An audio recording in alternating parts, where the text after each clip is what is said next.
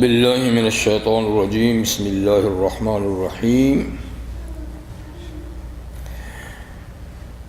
کذب اصحاب الایکۃ المرسلین اذ قال لهم شعیب الا تتقون انی لکم رسول امین فاتقوا اللہ واطیعون وما اسألکم علیہ من اجر ان اجری الا علی رب العالمین اوفوا الکیل ولا تکونوا من المخسرین وزنوا بالقسطاس المستقیم ولا تبخسوا الناس اشیاءهم ولا تعثوا في الارض مفسدین واتقوا الذی خلقکم والجبلة الاولین قالوا انما انت من المسحرین وما انت الا بشر مثلنا وَإِنَّ ظُنُّكَ لَمِنَ الْكَاذِبِينَ فَأَسْقِطْ عَلَيْنَا كِسَفًا مِّنَ السَّمَاءِ إِن كُنتَ مِنَ الصَّادِقِينَ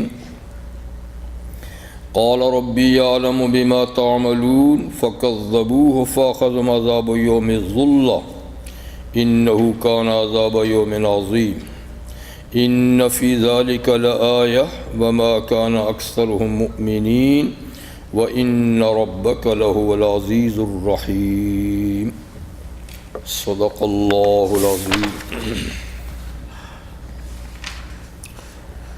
سورۃ الشعراء کی آیت نمبر 176 سے 191 تک آیات آپ کے سامنے تلاوت کی گئیں۔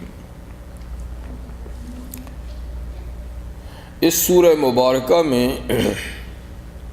بہت سے انبیاء کرام کا ذکر خیر ہوا، ان کی امتوں کے ساتھ ان کا معاملہ کیسا رہا،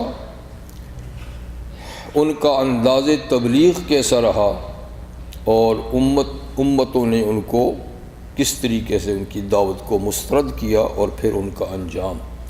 تو یہ ساری باتیں رحمت عالم صلی اللہ علیہ وسلم اور آپ کی امت کی تسلی کے لیے ہیں کہ آپ تسلی سے اور ہمت اور حوصلے سے، صبر و ثبات اور استقامت سے اپنا کام کرتے رہیں اور مخالفین کی مخالفت کو خیال میں نہ لائیں۔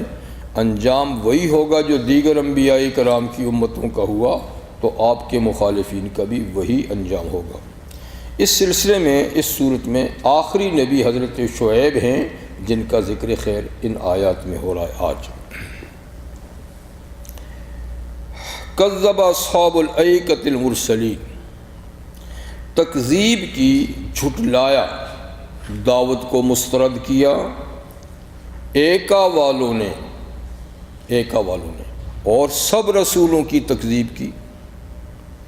بات وہی ہے کہ رسول تو ایک تھے شعیب علیہ السلام، لیکن ان کی تکذیب کو اللہ نے سارے رسولوں کی تکذیب قرار دیا، اس لیے کہ اصول اور قانون یہی ہے کہ ایک نبی کو نہ ماننا سارے نبیوں کو نہ ماننا، ایک کو جھٹلانا سب کو جھٹلانا ہے، اس لیے کہ سب کا پروگرام ایک ہی ہے۔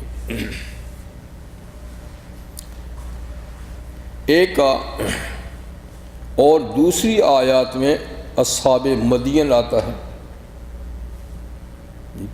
اور یہاں اصحاب الایکہ آیا ہے۔ تو بعض اہل علم کہتے ہیں کہ شعیب علیہ السلام کی بعثت دو قوموں کی طرف ہوئی تھی۔ عام طور پہ ایک قوم کی طرف نبی آتا ہے ایک، لیکن آپ کی بعثت دو قوموں کی طرف ہوئی تھی، اصحاب مدین اور اصحاب الایکہ۔ لیکن بعض دوسرے مفسرین فرماتے ہیں کہ نہیں، قوم ایک ہی تھی، اصحاب مدین، ٹھیک ہے، لیکن ان کے قریب جنگل بھی تھا، اور جس جنگل سے یہ مستفید ہوا کرتے تھے، تو اس لیے کبھی اصحاب مدین کا جو ان کا شہری علاقہ تھا، اور کبھی اصحاب الایکہ کہا کہ جس جنگل سے یہ استفادہ کیا کرتے تھے، اس کی طرف نسبت کر دی گئی۔ تو بہرحال چاہے دو قومیں ہوں یا ایک قوم ہو، شعیب علیہ السلام کی بعثت ان کی طرف ہوئی۔ اذ قال لهم شعیب الا تتقون، جب ان سے شعیب علیہ السلام نے فرمایا تم ڈرتے کیوں نہیں، یعنی تمہاری زندگی بے باکانہ اس طریقے سے جا رہی ہے جیسے کہ تم پر کوئی باز پرس کرنے والی طاقت نہیں ہے، تم سے تمہاری زندگی کے بارے میں پوچھے گا کوئی نہیں، تو تم کیوں نہیں اس بالا دست ذات سے ڈرتے کہ جس کے حضور بالآخر تم نے پیش ہونا ہے، اور زندگی کی کارگزاری وہ تمہاری لیں گے۔ حضرت شعیب علیہ السلام نے یہاں پوری تفصیل تو نہیں ہے لیکن دوسری جگہ بھی ان کا ذکر خیر آیا ہے، سورہ اعراف میں، پھر سورہ ہود میں، اور مختصراً دوسری صورتوں میں بھی، لیکن ان دو صورتوں میں قدر تفصیل سے، اور پھر یہاں بھی قدر تفصیل سے، یعنی پورا رکوع ان کے ذکر خیر میں، باقی جگہوں میں کہیں نام ہے کہیں تھوڑی سی بات ہے۔ تو مطلب ہے کہ دوسری صورتوں میں ذکر ہے سورہ اعراف میں کہ جب وہ تشریف لائے تو سب سے پہلے انہوں نے عقیدے کی بات کی، ایمان کی بات کی، یا قوم اعبدوا اللہ ما لکم من الہ غیرہ۔ اور سورہ اعراف میں ہے کہ ہر نبی جو تشریف لائے، نوح علیہ السلام، ہود علیہ السلام، صالح علیہ السلام وغیرہ، تو انہوں نے سب سے پہلے امتوں کو ایمان کی دعوت دی۔ تو ایمان کی دعوت یہ سب سے پہلی بات ہے، سر فہرست ہے، اس لیے کہ ایمان پر ہی سارے اعمال کی عمارت کھڑی ہے۔ اگر ایمان نہیں تو عمل کی کوئی حیثیت نہیں، جیسے کہ قرآن حکیم میں بھی ہے، حدیث میں بھی، کہ قیامت کے دن لوگ آئیں گے اور اعمال کے پہاڑ لے کر آئیں گے، پہاڑوں جتنے اعمال ہوں گے، لیکن اس کی تہ میں ایمان نہیں ہوگا تو ان سارے اعمال کو اڑا دیا جائے گا، کہا جائے گا کہ ان کی کوئی ویلیو، کوئی حیثیت نہیں ہے، اس لیے کہ ایمان کی بنیاد پہ نہیں ہے۔ تو اس لیے ہر نبی پہلے ایمان کی دعوت دیتا ہے، اور ایمان میں مختصر سا جامع لفظ کہتا ہے اعبدوا اللہ، اللہ کی عبادت کرو۔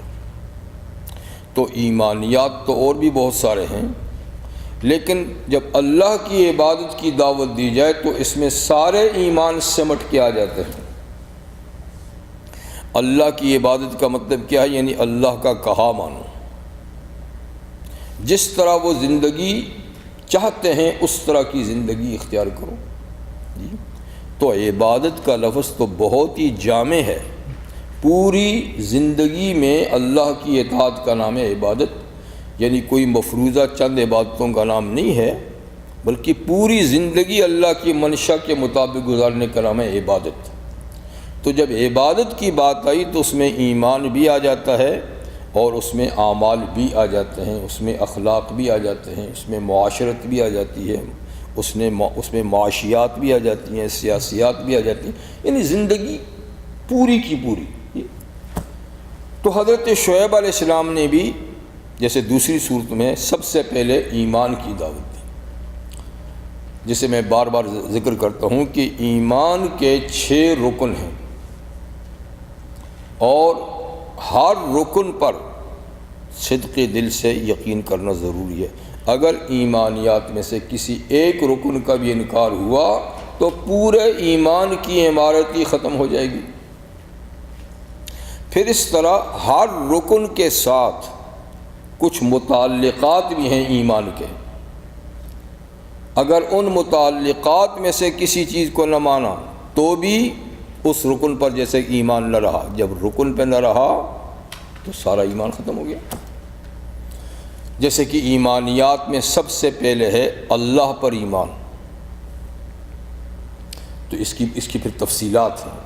اللہ پر ایمان یعنی اللہ کے وجود پر ایمان، کہ اللہ ایک ہستی ہے، اللہ کا ایک وجود ہے، اور وجود بھی کیا کہ اللہ واجب الوجود ہے، جس کا وجود اپنا ہے، کسی کا دیا ہوا نہیں، اور ہمیشہ سے ہے، ہمیشہ رہے۔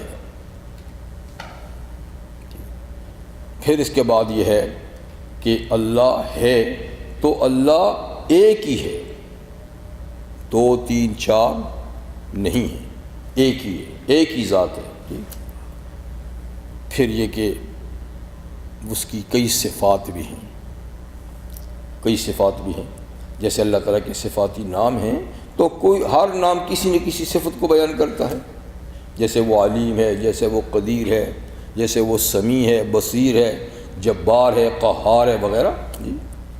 تو ان صفات میں بھی کوئی دوسرا اس کا شریک نہیں کہ اللہ جیسا کوئی علیم ہو، اللہ جیسا کسی کے پاس علم ہو، اللہ جیسی پاور قدرت ہو، نہیں۔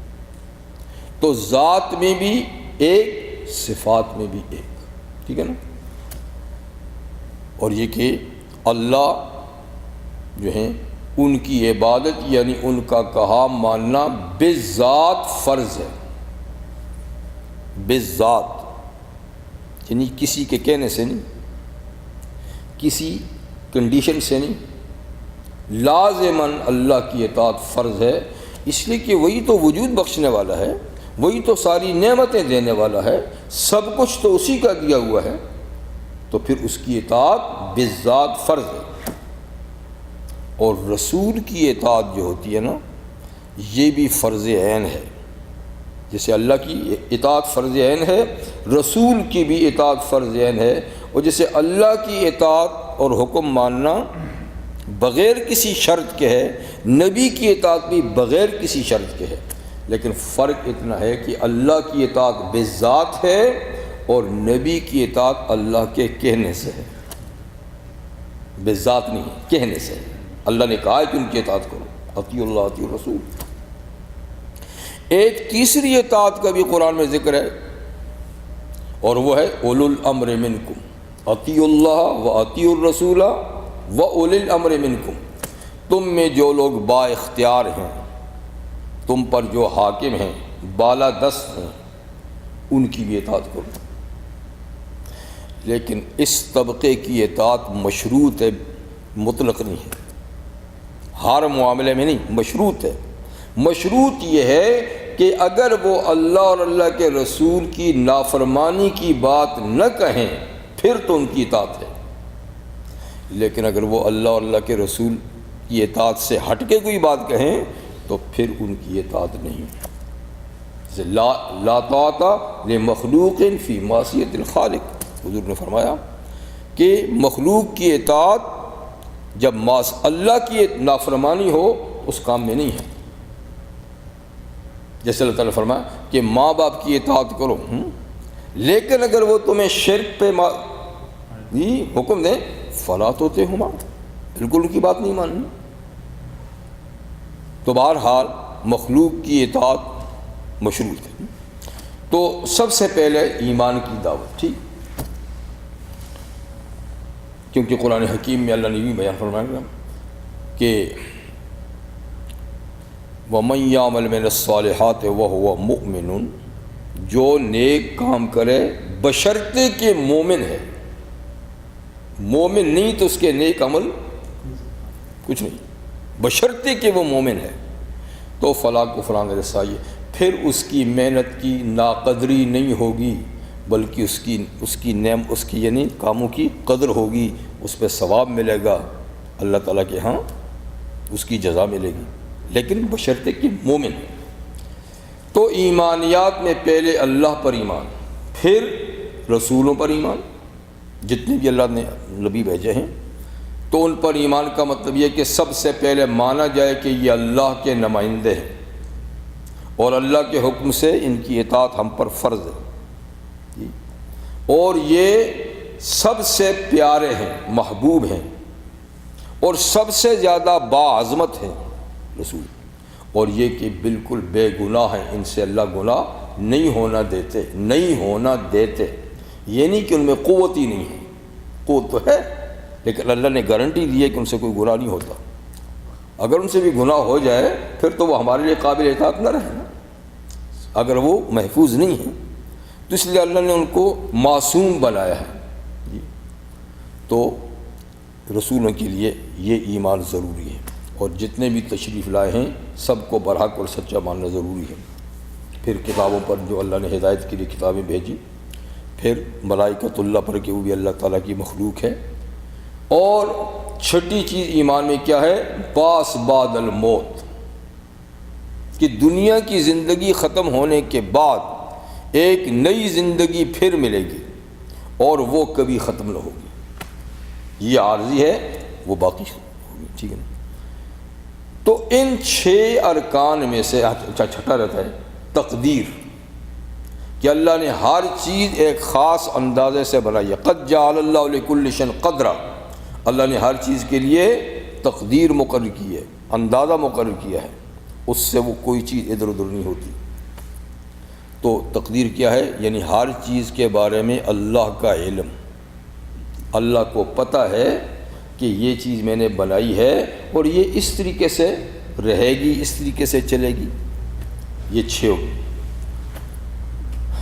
ان میں پھر 3 جو ہیں اور زیادہ بنیادی حیثیت رکھتی ہیں، اللہ پر ایمان، رسولوں پر ایمان، آخرت پر ایمان۔ اس لیے آپ کو قرآن میں سب سے زیادہ زور جو ایمانیات میں ملے گا وہ اللہ کے بارے میں، رسولوں کے بارے میں اور قیامت کے بارے میں۔ دوسرے جو 3 ہیں ان کا کہیں کہیں ذکر ہے، ان تینوں کا تو بڑا زوردار طریقے سے ذکر ہے، اللہ، رسول، قیامت۔ تو خیر حضرت شعیب علیہ السلام کی قوم چونکہ مشرک تھی اور انہوں نے اپنے ہاتھوں سے کئی مجسمے تراش رکھے تھے اور خود ہی ان کی ڈیوٹیاں بھی لگا رکھی تھیں کہ یہ صاحب جو ہیں یہ اولاد دیتے ہیں، یہ جاب دیتے ہیں، یہ برکت دیتے ہیں، یہ بارش برساتے ہیں، یہ فلاں، اس طریقے سے مشرکین ہوتے ہیں۔ تو اللہ کو مانتے تھے کیونکہ مشرک اللہ کو مانتا ہے اور بڑا اللہ اسی کو مانتا ہے، لیکن وہ سمجھتا ہے کہ تقسیم کار ہے۔ تو اس طریقے سے نبی آ کر کہتے کہ نہیں، اللہ کے معاملات کو دنیا کے معاملات پر قیاس نہ کرو، دنیا کے حاکموں پر قیاس نہیں کرو، وہ اکیلے سارا نظام نہیں چلا سکتے، پر اللہ تو اتنی پاور والا ہے کہ سارا نظام خود چلاتا ہے، اس لیے اس نے کوئی اختیار تقسیم نہیں کیے۔ یہ چیز ان کی سمجھ میں نہیں آتی تھی، کہتے تھے ہمارے باپ دادا ایسا کرتے ہیں، کیوں ایسا نہیں ہے؟ تو یہ اصلاح انہوں نے تسلیم نہیں کی، انہوں نے اپنا عقیدہ نہیں بدلا اور بدستور وہ شرک کرتے رہے، جیسے دوسری قوم شعیب علیہ السلام نے۔ تو فرمایا انی لکم اذ قال لهم شعیب لا تتقون، جب ان سے شعیب علیہ السلام نے کہا تم ڈرتے کیوں نہیں، انی لکم رسول امین، اپنی پوزیشن بتائی کہ میں تمہارے پاس اللہ کا امانت دار رسول ہوں، یعنی اس کا پیغام پہنچانے میں کبھی کمی کوتاہی نہیں کرتا، ٹھیک ٹھیک اللہ کا پیغام پہنچاتا ہوں۔ اور فاتقوا اللہ واطیعون، اللہ سے ڈرو اور میرا کہا مانو، میری اطاعت کرو، اللہ سے ڈرو اور میری اطاعت کرو۔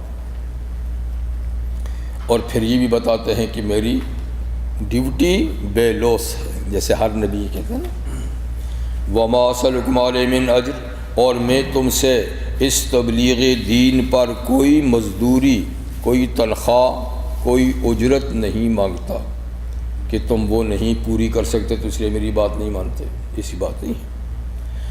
ان اجری الا علی رب العالمین، نہیں ہے میری اجرت، میری مزدوری مگر رب العالمین پر ہے، وہی مجھے کھلائے پلائے گا، میرے ساری ضرورت کا وہی کفیل ہے، سو تمہیں بالکل فری میں رائے ہدایت دکھاتا ہوں، تم اس طرف آ جاؤ۔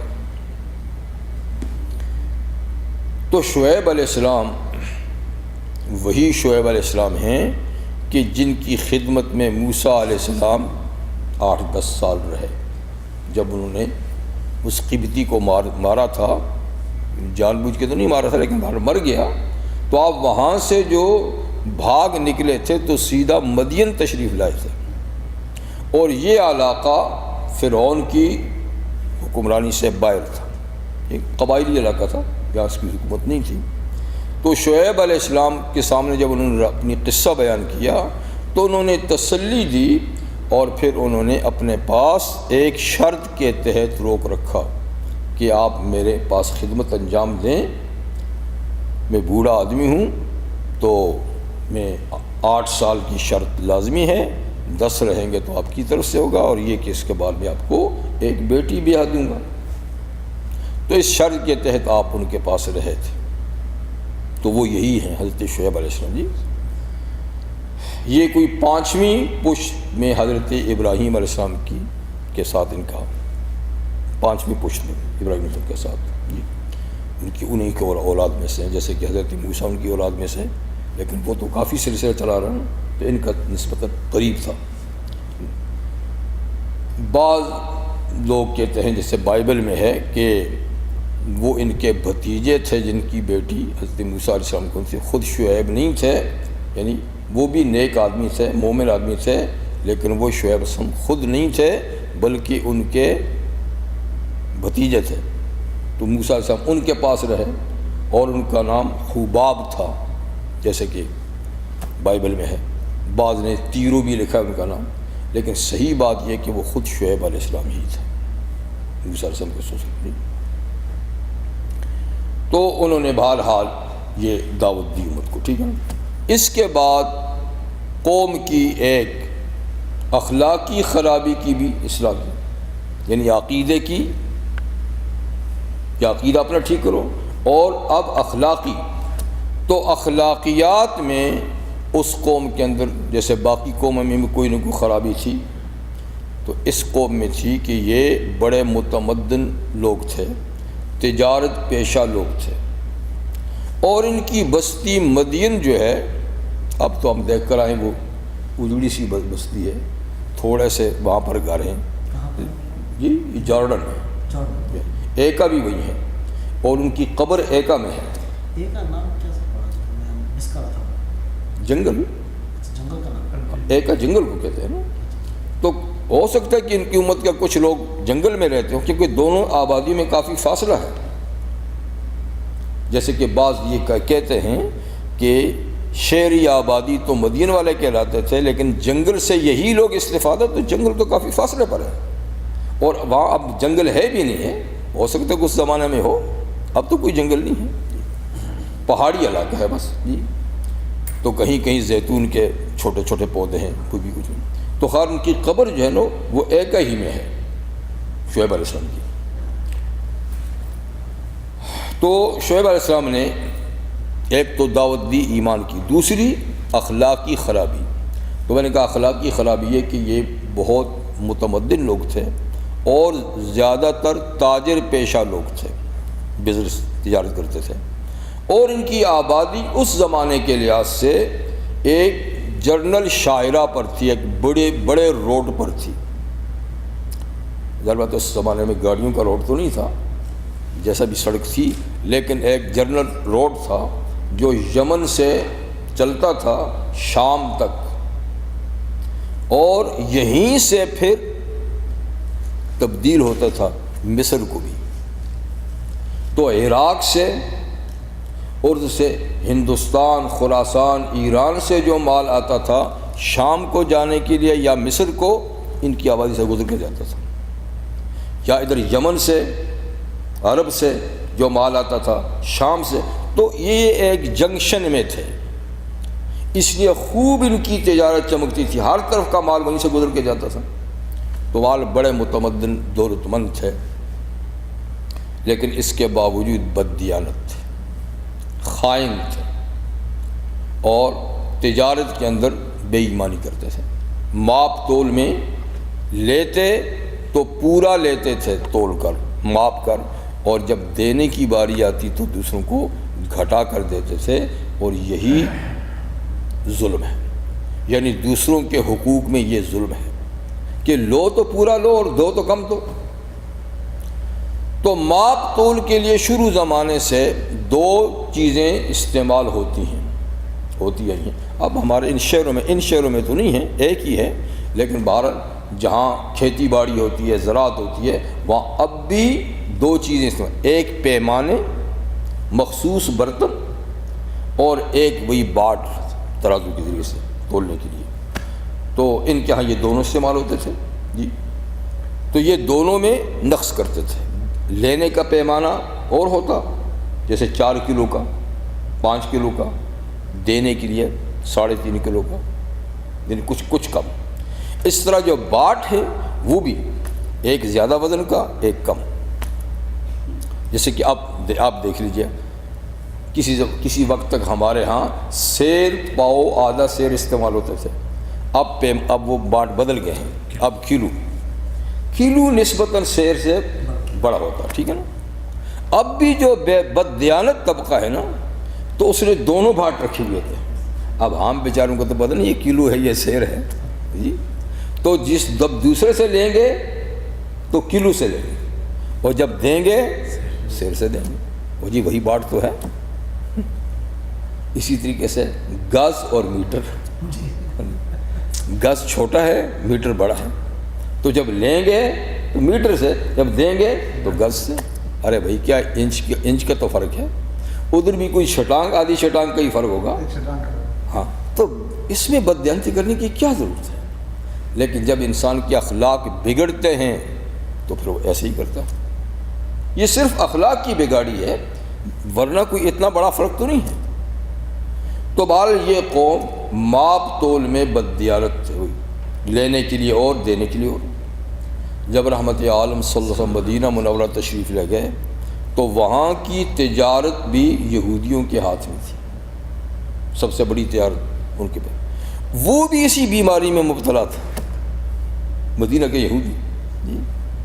تو اللہ تعالیٰ نے سورہ مطففین اس پہ نازل کی، وَيْلٌ لِّلْمُطَفِّفِينَ، یعنی کم تول کر یا ماپ کر دینے والوں کے لیے ویل ہے۔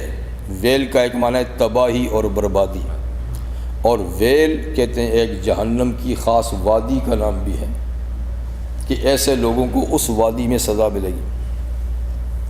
تو ویل للمطففین اذا اکتالوا علی الناس جی یستوفون، جب لوگوں سے لیتے ہیں ماپ کر تو پورا پورا لیتے ہیں، وَإِذَا كَالُوهُمْ أَوْ وَزَنُوهُمْ، جب ان کو ماپ کر دیتے ہیں یا تول کر دیتے ہیں، يُخْسِرُونَ، تو کم کر کے دیتے ہیں۔ اللہ فرماتے ہیں یہ بڑے بے خوف اور نڈر لوگ ہیں۔ أَلَا يَظُنُّ أُولَٰئِكَ أَنَّهُم مَّبْعُوثُونَ لِيَوْمٍ عَظِيمٍ، کیا یہ اس دن سے ڈرتے نہیں، اس بڑے دن سے ڈرتے نہیں، یوم یقوم الناس لرب العالمین، جس دن لوگ رب العالمین کے سامنے پیش ہوں گے، اس دن کا خیال نہیں ہے کہ اللہ تعالیٰ ان سے حساب کتاب لیں گے۔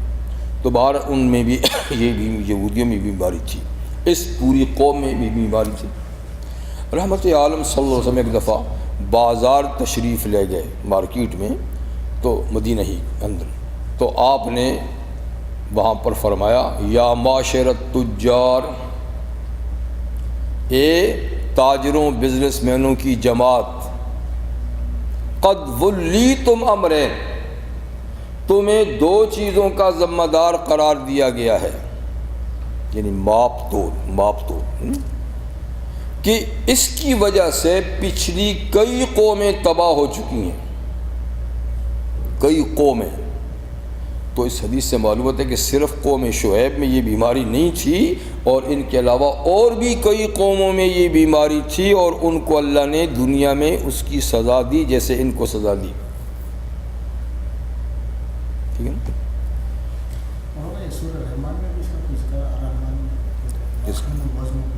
وہ تو ایک عام جنرل بات ہے نا، وہ کسی خاص قوم کے ذکر نہیں ہے، وہ اللہ تعالیٰ نے فرمایا ہے کہ اللہ تعالیٰ نے میزان رکھی ہے، وَوَضَعَ الْمِيزَانَ، اللہ نے میزان رکھی ہے۔ میزان کا معنی یہ ہمارے ترازو نہیں ہے، مطلب کہ اللہ نے اپنا پورا نظام ایک میزان کے تحت رکھا ہے، عدل و انصاف سے اللہ پورا نظام چلا رہے ہیں جی۔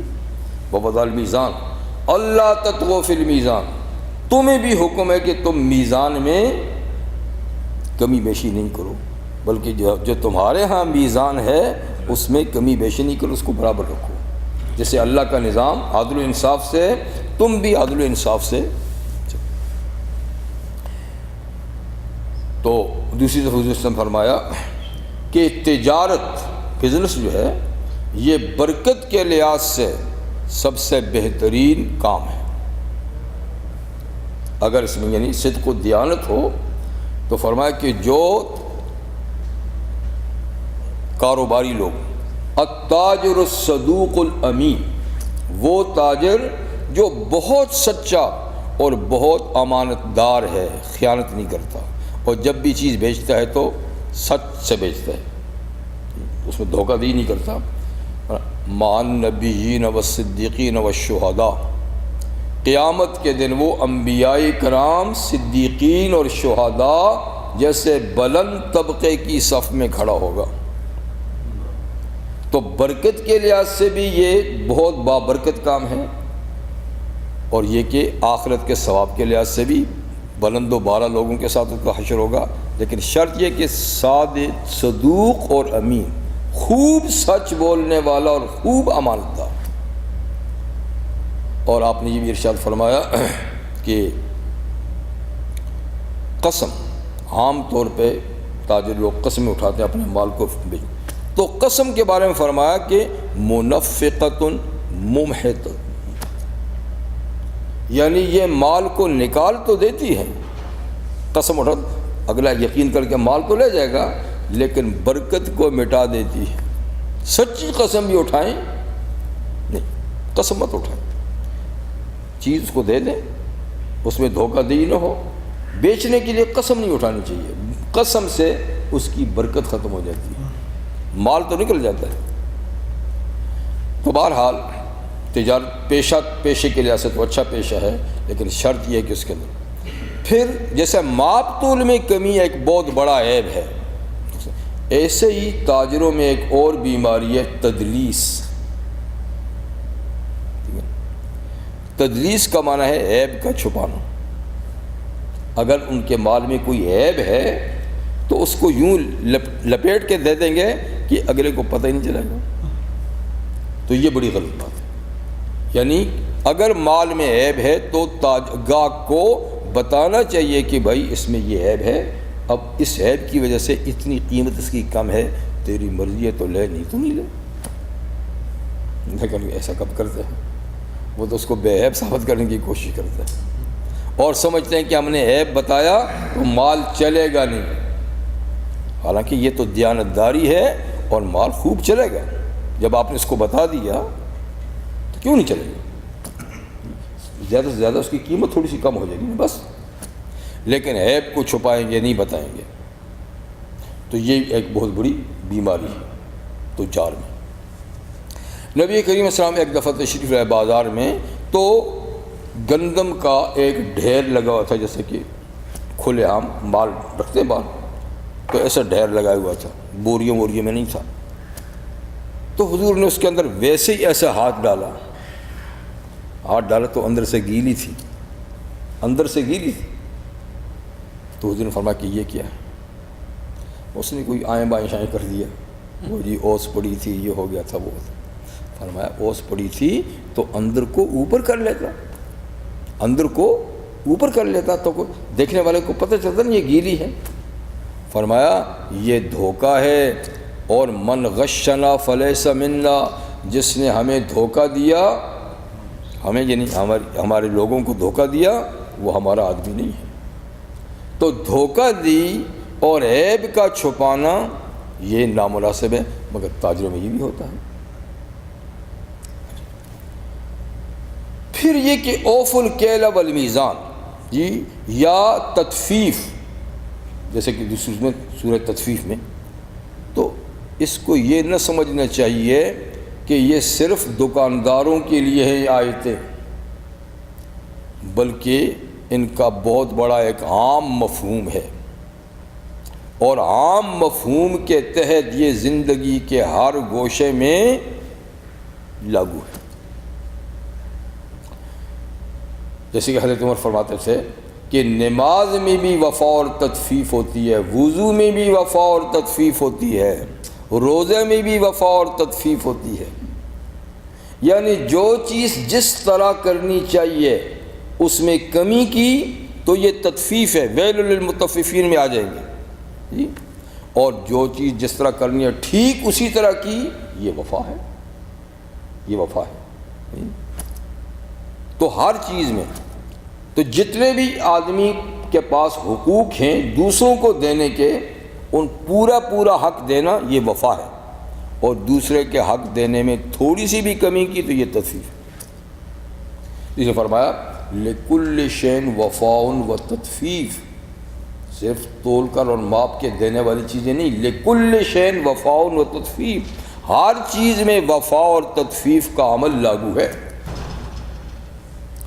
فرض کریں ملازمت ہے اور آپ نے کسی سے ایگریمنٹ کیا ہے کہ اتنا ٹائم آپ کو دوں گا اور اتنا معاوضہ لوں گا، یا دوسری طرف سے کہتا ہے کہ میں آپ کا اتنا وقت لوں گا اور اتنا معاوضہ دوں گا، جی، تو اب یہ آدمی وہ پورا وقت اس کام میں نہیں لگاتا، کام چوری سے کام لیتا ہے اور پیسے پورے لیتا ہے، تو یہ تطفیف ہے اس کے حق میں، اس کا حق پورا نہیں دے رہا، اپنا حق پورا لے رہا ہے۔ اس طریقے سے وہ آدمی اس سے کام تو پورا لے رہا ہے لیکن مقررہ معاوضہ اس کو نہیں دے رہا یا ٹائم سے نہیں دے رہا جو مقرر کیا ہے، تو اس کی طرف سے تو وفا ہے، اس کی طرف سے تطفیف ہے۔ تو مقصد یہ ہے کہ اس کا جاری رہنا زندگی کے ہر شعبے میں، جو بھی کسی کا دوسرے پہ حق ہے وہ پورا دیں تو وفا ہے، اور کم کر کے تطفیف ہے۔ صرف یعنی دکاندار ہی کے لیے نہیں ہے بلکہ ہر آدمی کے لیے ہے، پوری ڈیوٹی، پورا حق دینا، یہ وفا ہے۔ تو اوفوا الکیل ولا تکونوا من المخسرین، ماپ پورا کر کے دیا کرو اور مت بنو نقصان دینے والوں میں سے۔ یہ تو ماپ ہو گیا۔ وزنوا بالقسطاس المستقیم، اور تولو بھی ٹھیک ترازو سے، ڈنڈی نہ مارو۔ یعنی ترازو میں دو طریقے ہوتے ہیں نا، ایک تو باٹی چھوٹے بڑے رکھے ہیں جی، اور ایک یہ ہے کہ کچھ اٹھاتے اس انداز سے ہیں جی کہ لیتے وقت پورا ہوگا اور دیتے وقت کوئی پتہ نہیں۔ اب لینے والے کو تو پتہ نہیں اس نے کس طرح اٹھایا ہے، تو ہاتھ کا کچھ ایسا زور لگاتے ہیں کہ اس میں نقصان ہوتا ہے۔ تو اس لیے کہ وزن کرو تو کس سے؟ قسطاس مستقیم، قسطاس کا مطلب ترازو، ٹھیک ترازو سے اس کو تولو، اس میں ڈنڈی مت مارو۔ وَلَا تَبْخَسُوا النَّاسَ أَشْيَاءَهُمْ، اور لوگوں کو ان کی چیزیں کم کر کے مت دو۔ اوپر بھی کہتا نا مخسرین نہ بنو، مخسرین کا معنی کم کر کے دینا، یہاں بخس کا معنی بھی کیا ہے؟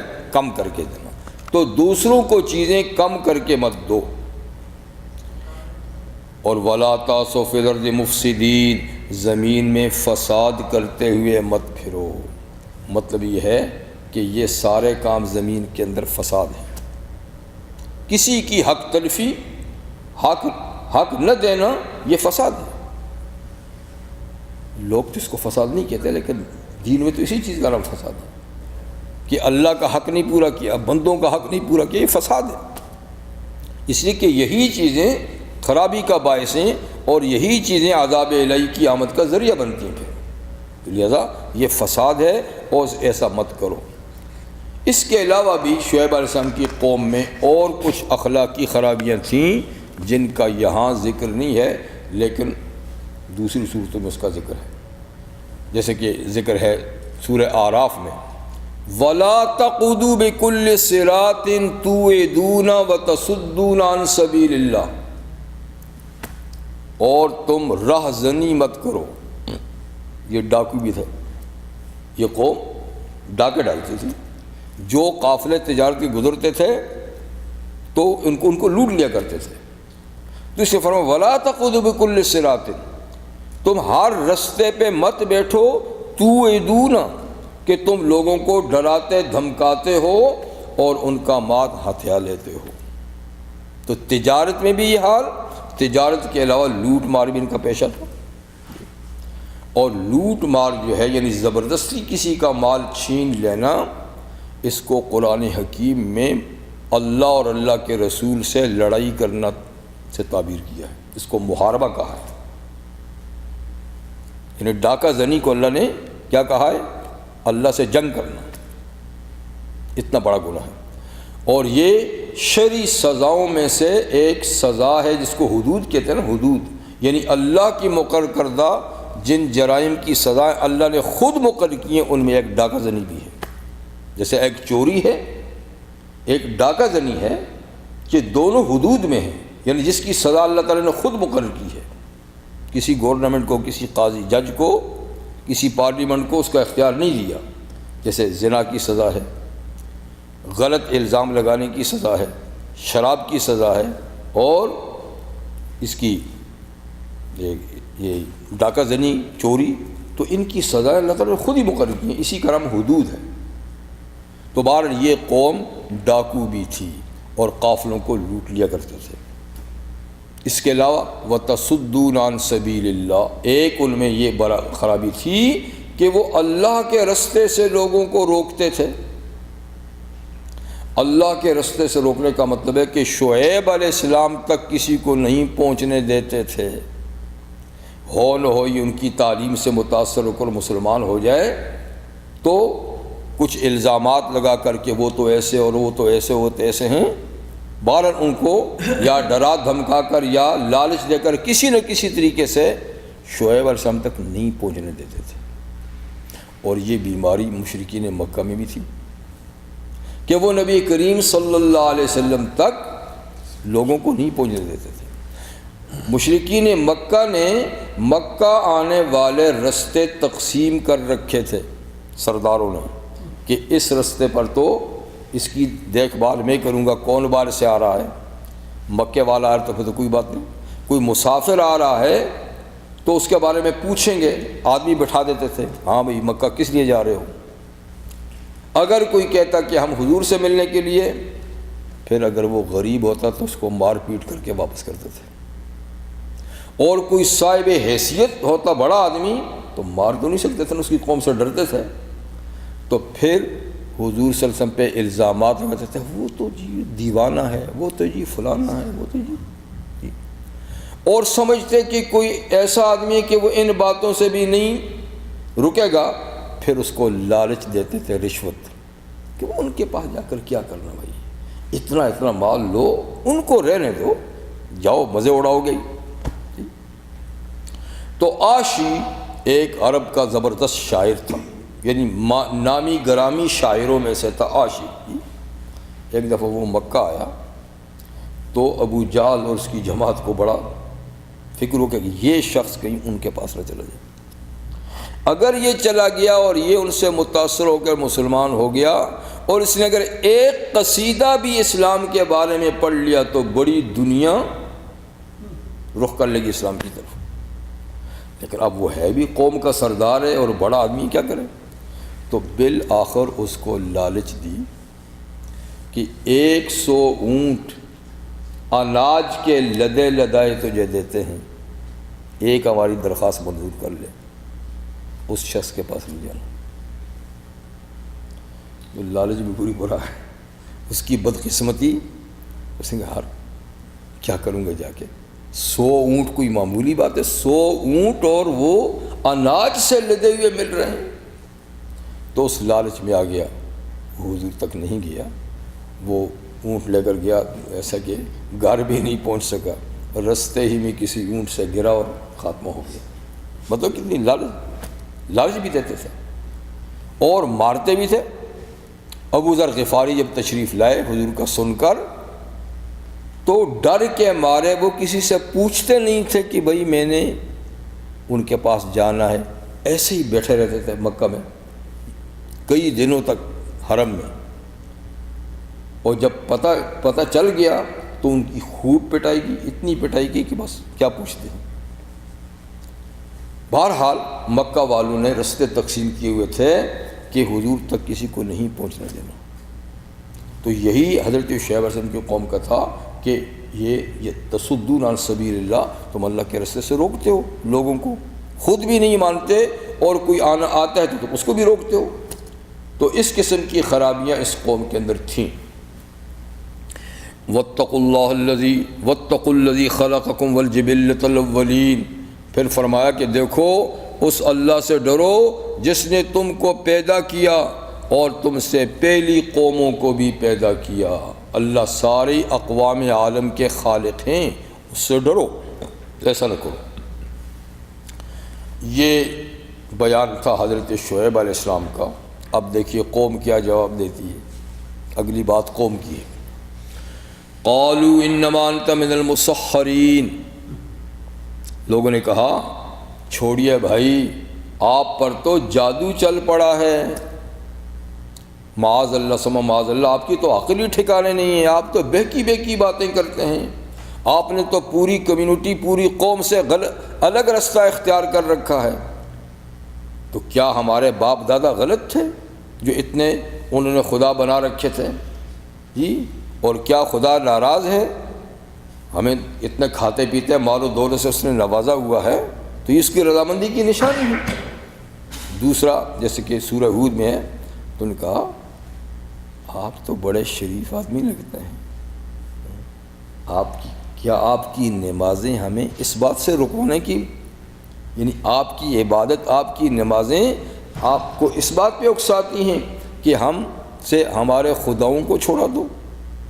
او ان نفعل فی اموالنا ما نشاء، یا ہم اپنے مالوں میں جو کمی بیشی کرتے اپنی مرضی سے، تو آپ کی نمازیں آپ کو یہ سبق پڑھاتی ہیں کہ ہمیں روکیں؟ مال ہمارا ہے، کم کر کے دیں، زیادہ لیں، زیادہ دیں، اس میں آپ کی کیا مداخلت ہے؟ تو مطلب یہ ہے کہ ہم عقیدے اور ایمان میں بھی آزاد ہیں، بلکہ اپنے باپ دادوں کے اقتداء کرتے ہیں، اور مال تو ہمارا اپنا ہے، اس میں کسی کی کیا مداخلت کی گنجائش ہے کہ کم دیں زیادہ دیں، ہماری اپنی چیز ہے۔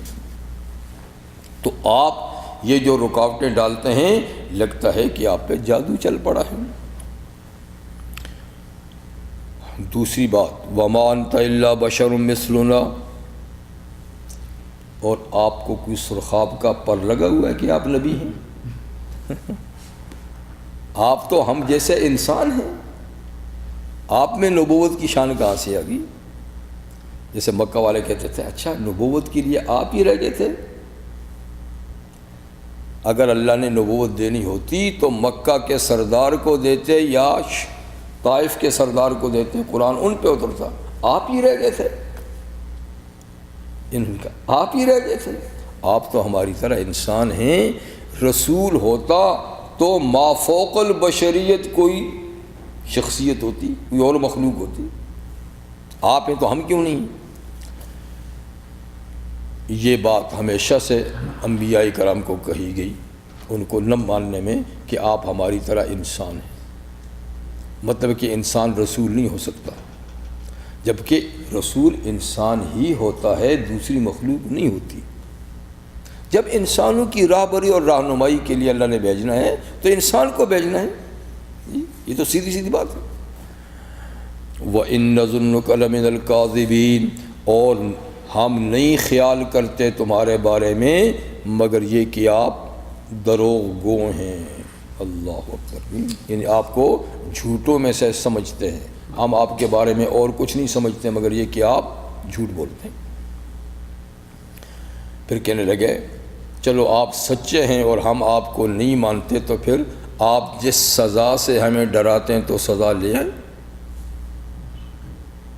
فَأَسْقِطْ عَلَيْنَا كِسَفًا مِّنَ السَّمَاءِ، تو آسمان کا کوئی ٹکڑا ہی ہم پہ گرا دے، یعنی ہم نہیں مانتے اور آپ کہتے کہ نہ ماننے کی جن کوئی عذاب آئے گا تو آپ جلدی کیجیے نا، کیوں چھوڑا ہوا ہمیں؟ آسمان سے کوئی ٹکڑا گرا دیجیے۔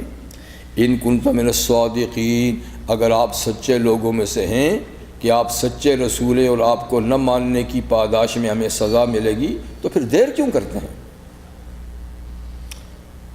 اس کے جواب میں شعیب علیہ السلام نے فرمایا ربی عالم بما تعملون، دیکھو میرا رب جانتا ہے جو تم کرتے ہو، اللہ تمہارے اعمال سے باخبر ہے، اور جزا و سزا بھی اللہ کے ہاتھ میں ہے، کب کس کو سزا دینی ہے اللہ کو پتہ ہے۔ میری ڈیوٹی میں سزا نہیں ہے، میری ڈیوٹی میں پیغام رسانی ہے، اور یہ اللہ ہی کا پیغام ہے کہ نہ مانو گے تو اللہ سزا دیں گے، پر کب دیں گے یہ اسی کو پتہ ہے، اور تمہارے کیا عمل ہیں یہ اللہ کو پتہ ہے۔